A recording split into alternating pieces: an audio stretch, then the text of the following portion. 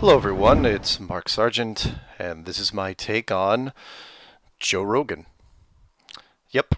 Is Joe Rogan a conspiracy? No, he is not. But I've mentioned him enough times in previous shows on Strange World and on other little interviews that I've done. And my opinion on him has really changed over the last year. It's kind of evolved, and so I thought I'd just kind of get it out there and put it out as of the date of this recording, which is May 30th, 2016. My kind of take on him and why he's sort of important to the conspiracy movement and the flat earth movement. So let's head right to his wiki entry. It's very, very brief as far as the opening paragraphs. Joseph James Joe Rogan, born August 11th, 1967, is an American stand-up comedian, actor, sports commentator, and television and podcast host. Born in New Jersey, Rogan learned martial arts as a teenager, earning a black belt in Taekwondo, where he became a U.S. champion. I did not know that as of reading this. A fan of comedy, he started doing regular stand-up in 1988 at the Boston area. In the Boston area before he moved to New York City. In the 1990s, Rogan moved to Los Angeles and was cast in the television sitcoms Hardball, which I didn't watch, and News Radio, which I did watch. It was pretty young Joe Rogan back then. I remember he was actually quite good in News Radio. He started a 19-year tenure with the Ultimate Fighting Championship during this time as a commentator, first appearing in 1997. Rogan has hosted the reality series Fear Factor and Joe Rogan Questions Everything. In December 2009, Rogan began a podcast named The Joe Rogan Experience, he has become one of the most popular podcasts. And yeah, he's got a lot of followers, and he's been around for quite a while. In 2009, 7 years, going on 8 years now. So good for him. His career hasn't been too terrible. I remember watching him as an actor, and I really haven't watched much of his comedy routines.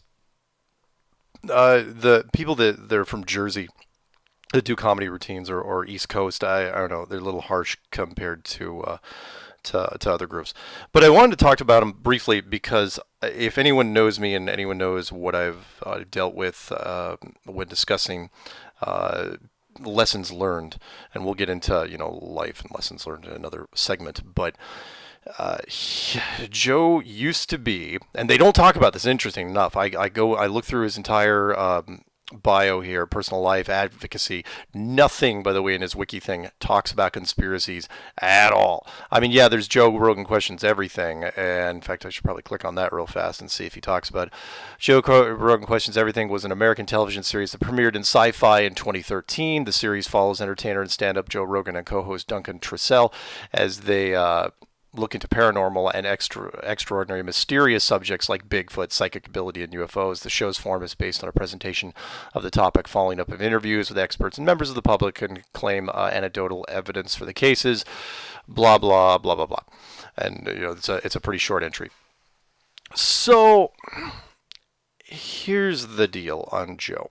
He started out, and I don't remember exactly when the radio broadcasts were. I probably should have done a little more homework, but as you know, this is unscripted. I'm just kind of winging it, and this one came into my mailbox. I said, you know what, I'm going to talk about Joe Rogan. He was what I consider to be a very strong conspiracy advocate, especially against the Apollo program. And we all know this because his radio broadcast, everything on the internet sticks. And he is out there saying, and of course it's him, it's obvious it's him, they're long interviews, and it's more than just one, where he's going against the Apollo program.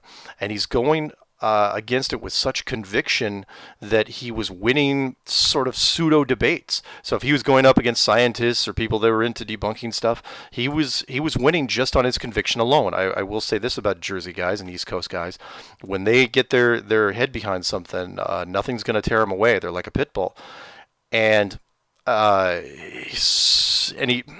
That was just it. So he was against it, and he had a little bit of celebrity status, and for whatever reason, he was going on. He was going against the Apollo program, and he was doing well. I mean, to the point where I was listening to some of his stuff, and I was getting tingles.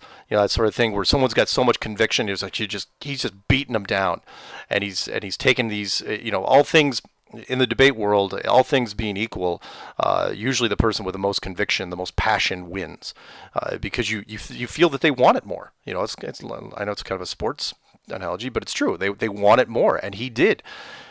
And then there was this lull. We wasn't really doing anything for a little bit, and then he comes back into the public light, for if that's what you want to call it, and he's against, now he believes the entire Apollo program. And I say this, and that's why I mentioned Joe Rogan Questions Everything. It was a television show 3 years ago that he got in 2013, and he renounced all his Apollo stuff in the very first episode. He did a complete 180 and turned against it. And it was obvious. You watch this, it's like, okay, since when does it's one thing if you get a wishy-washy conspiracy guy that goes against stuff. But he was very, very passionate. And all of a sudden, he went from very, very passionate against Apollo to, oh yeah, the Apollo program absolutely happened. We went to the moon. Does not, even to this day, does not say why he did the 180. Will not say why, just that he's doing it. That's the part that, it bugs me, but it doesn't bug me because I get it. I tell people, it's like, look, you can be a hard-nosed conspiracy person all you want. And I do try to lead by example, but a lot of people, when the authority comes to you, when they come to you and they say, okay, look, you're going to change your tune, and here's why. And they put two briefcases in front of you. And they might be metaphorical briefcases, but you'll see where I'm going. And that is, one briefcase is full of money or full of opportunities, and the other one has a gun in it.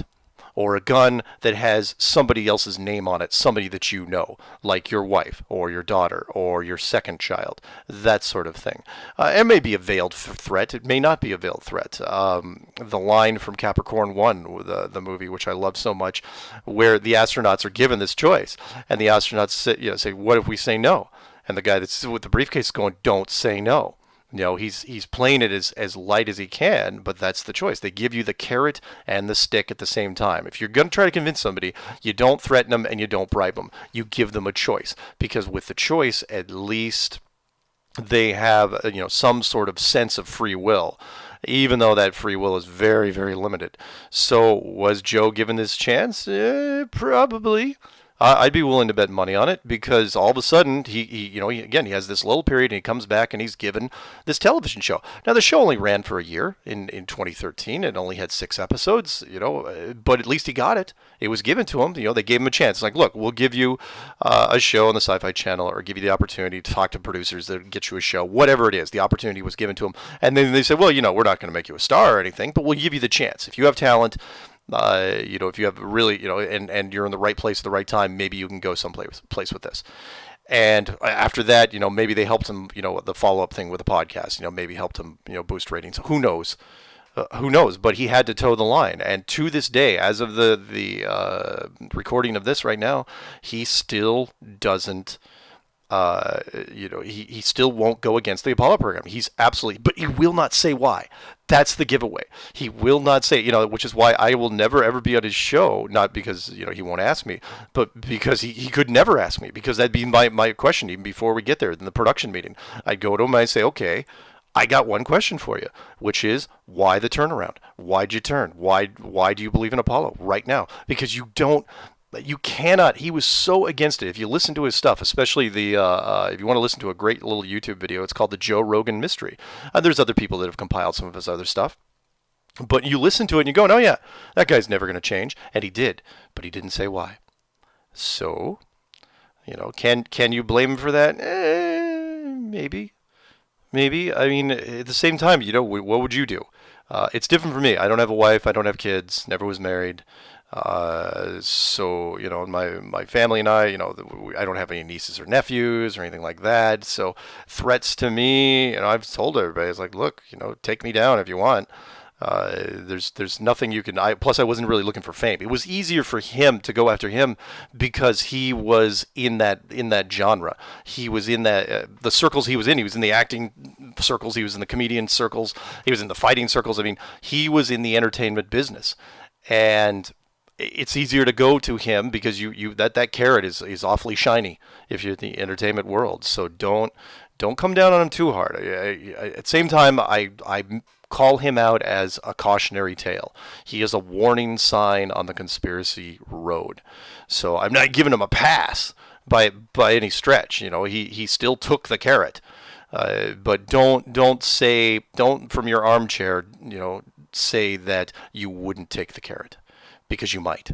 It's easy to say now. It's like, no, I'd stand up for my principles and I do these things. But you may not. Once it becomes real, once somebody says, oh yeah, by the way, we could bury your career, we could bury you. And if your life isn't worth anything, fine, we'll bury your family or friends or whoever, somebody that means something to you. They will find out what means something to you, and they will threaten you. Now, why did they go after him and make sure that he didn't keep harping about the Apollo program? Because he was too close. Even he didn't realize it at the time. Like me, I knew the Apollo program was fake. He and I are about the same age, almost. In fact, we're a little bit apart, less than a year though. Why did they go after him? Because he was getting too close. He was attacking the Apollo program, the space program, so convincingly that people were listening. And, maybe they knew that eventually if you got a podcast, you'd get more and more people. So it's like, okay, you know what? If he's going to do the podcast thing, and that's where he's going to end up doing a pretty big podcast out there, we've got to shut him down. We've got to at least steer him away, and that shouldn't really surprise anybody, because there are other people in the podcast community that toe the same line. George Norrie, from Coast to Coast Radio, was up front in the first 15 minutes I was on his show. First 15 minutes, he made pretty clear. He didn't say it off air. He said on air and said, I believe in the Apollo program. And which is, again, if you're a conspiracy guy at all, that's a tough pill to swallow, because you're a conspiracy guy. That's one of the easiest ones to go after, and yet he wasn't. It's like, oh no, I believe in all sorts of things, but no, we went to the moon, and everything associated with us going to the moon, everything tied to the space program that was tied to us going to the moon. I believe that. It's like, okay, which means you believe pretty much everything the United States government and the United States military tells you. Which is a dangerous proposition at best. So, where does that leave us? If Joe Rogan decides to, here's the other thing. Let's kind of wrap it up with this. Joe Rogan is, I don't consider him a dumb guy by any stretch. He's done enough stuff. He's varied enough in his entertainment abilities that he's not dumb. So. But what he's been doing lately on his podcast, the one he just did just recently, I think he's done 8 different shows. Granted, he does a lot of shows, but I think he's done 8 different shows since this whole flat Earth thing has come forward that have addressed it in one point or another. Now, he's been real careful to say, I'm not going to do a flat Earth show, I'm not going to bring a flat Earth guest on, but he keeps asking guests now, especially now, he keeps asking guests about the flat Earth, and that's really, really interesting. Because he's going out of his way not to talk about it by talking about it. It's very clever. He's either a very, very clever guy, or he is, or this marble is stuck in his head and he can't figure out how to resolve it. So he's gonna power through it by interviewing guests and seeing who bites on the bait and who doesn't. Because he can't come out. He cannot come out and say, I feel bad, because he can't come out and actually endorse flat Earth. He is stuck. Let's kind of wrap it up with this. He is stuck in his mode, because now, he was against Apollo and now he's for Apollo, but he can't be for flat Earth. He cannot do it, because flat Earth automatically blows away everything, not just Apollo, but the entire space program. So he can't back it, and I'm sure it's very, very frustrating to him, because he took the carrot a couple of years too early, and he didn't know. So I have a little sympathy there, because it's like I would have loved to have him on the flat Earth bandwagon. Would have loved it. He's one of those guys you just aim in a particular direction, and he will go after him tenaciously, and he can't do it. He's absolutely stuck. I feel bad. So. He's going to probably bring it up on shows. Maybe that's what he's doing. So he's not going to do a flat Earth show, but he's going to make fun of it so many times in so many different shows that he's slowly but surely becoming sort of like this sidebar subject matter expert on it, because he's talking to so many people. He's digging into it. Seriously, he's interviewing more people about flat Earth than a lot of flat earthers. Even though it's very, it's fairly brief in the show, and he doesn't dwell on it too much, and he used to be like, oh, you're an idiot, you're a jerk, and all this, but he's kind of been taking it back, kind of like, can't believe this is happening. But I can see him smiling sometimes while he does it. I'm not trying to give you away, Joe. I just know that, yeah, some of your friends are into it, and I'm sure you've watched. I mean, you can't avoid it at this point. There's a lot of flat earth videos out there, and there's some arguments you know full well you can't touch, but you painted yourself into a corner. So. For me at this point, why not? I'd go for broke, but again, that's easy for me to say. I don't have a family and a wife. So anyway, that's my take on Joe Rogan. Anyone wants to check out, what I've been talking about? Please check out the Joe Rogan Mystery on YouTube or any other thing. Just type in Joe Rogan Conspiracy or Joe Rogan Apollo or Joe Rogan Moon. There's lots of videos out there. And if any friends of Joe's are listening to this, just mention to them that, hey, I don't hate him. I understand, but he's still in my book a cautionary tale. Don't let this happen to you if you're a conspiracy guy. So anyway, that's it. Thanks very much, guys, for listening to this segment, and we'll talk soon.